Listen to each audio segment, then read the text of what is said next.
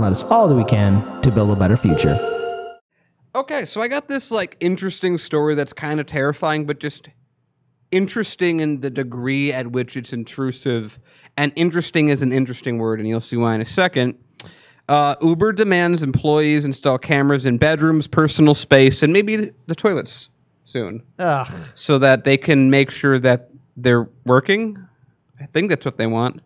I don't know, maybe they opened up another website, a video site in the background, and we don't know about it. So, for years, employers have used surveillance to keep tabs on their employees on the job.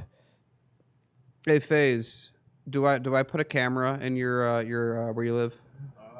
Not that I know of. Yeah, Tell me something. I'm just saying they're saying that everyone's doing it. I'm making sure that that's right. I don't think that's right, but I think what they really mean is really big employers that make billions of dollars. So they also, very much like Amazon, cameras have watched as workers move cash in and out of registers. GPS has reported on movements of employees driving company vehicles, and software has been monitoring people's email, their work email.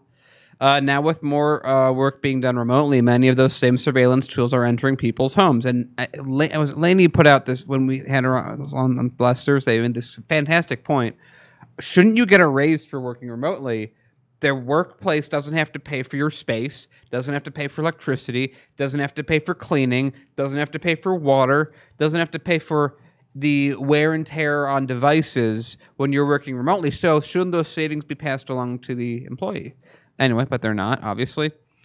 A marketing company in Minnesota forced employees to install software that would record videos of the employees' screens and even cut their hours if they took a bathroom break that was too long. A New York e-commerce company told employees that they would have to install monitoring software on their personal computers that would log keystrokes and mouse movements, and they'd have to install an app on their phones that would track their movements throughout the workday. Look at that. And we think China does a lot of stuff.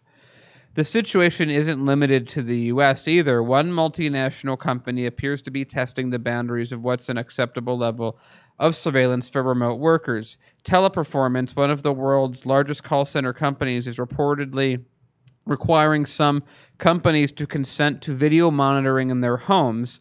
Employees in Colombia told NBC News that their new contract granted the company the right to use AI-powered cameras to observe and record their workspace, their homes.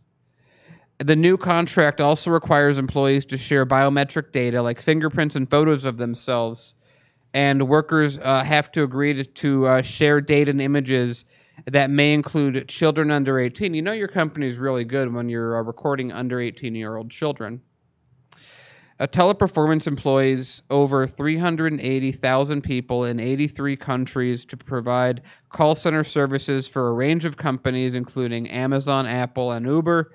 A company spokesperson told NBC that it is consistently looking for ways to enhance the Teleperformance Colombia experience for both our employees, and the customers, with privacy and respect as key factors in everything we do. Apple and Amazon said that they do not ask Teleperformance for this extra monitoring, and an Apple spokesperson said the company forbids video monitoring of employees by suppliers. I love whenever they do that clarification, it always means something else. So it's like, hey, did you take that money from me? Kit definitely didn't take that money. It's the same thing. It's the exact same. Oh, we don't ask third-party people to record. That would be wrong. Anyway. A recent Apple audit reportedly found Teleperformance in compliance with this requirement. Again, it's that one. It's a company. There are many companies. But Uber apparently requested the ability to monitor some workers.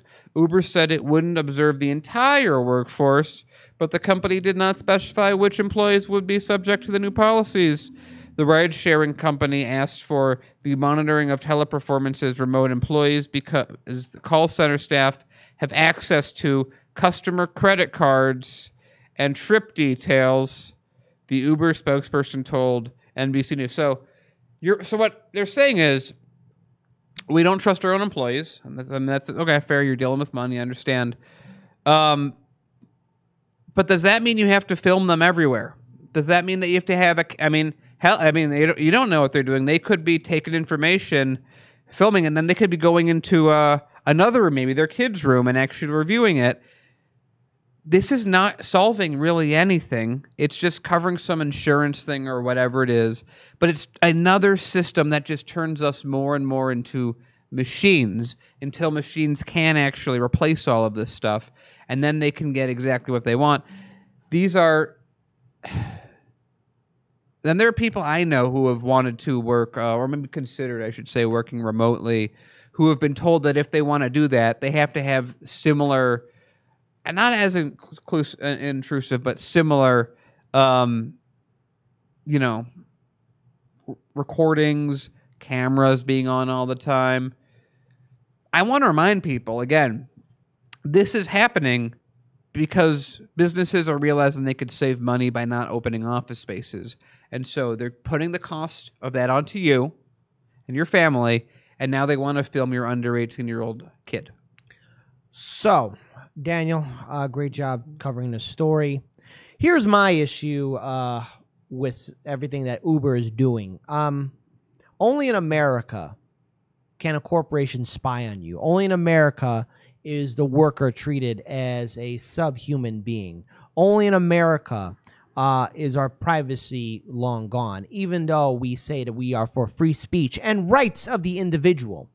But yet these corporations are able to make these policies. Not only Uber, but there's other corporations that are doing this. And these corporations are allowed to do this because of our oh-so-compassionate Democratic and Republican lawmakers. Democratic and Republican lawmakers who are owned by corporations, Wall Street executives, big banks, and the top 1%.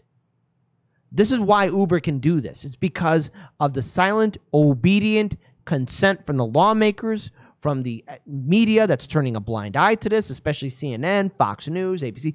All of them are turning a blind eye to this. And this isn't just Uber doing this. Other corporations are doing this too.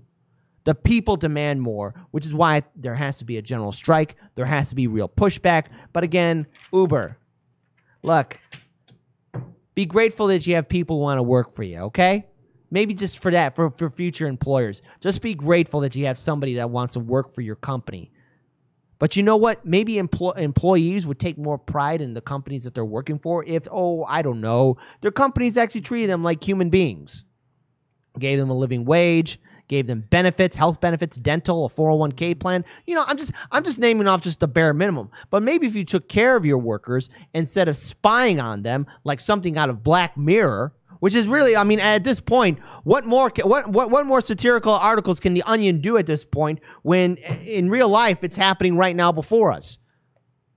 This is madness right here. Uber, you really expect, and if you're an Uber employee, don't go through with this. Don't let anyone put you through this. You have a right to have your privacy. You have a right to make sure that no one's spying in on you or doing this.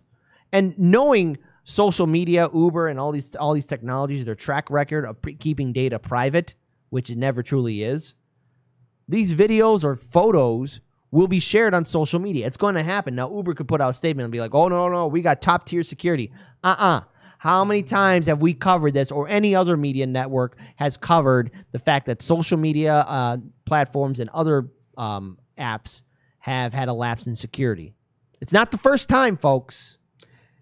And as we all know, if they catch you or they think they catch you messing with credit cards, you're fired. But if, to Kit's point, this data is leaked, Uber's going to be like, we don't know. It's not our fault that we let this private information out there. Also, we're insured, so we don't care.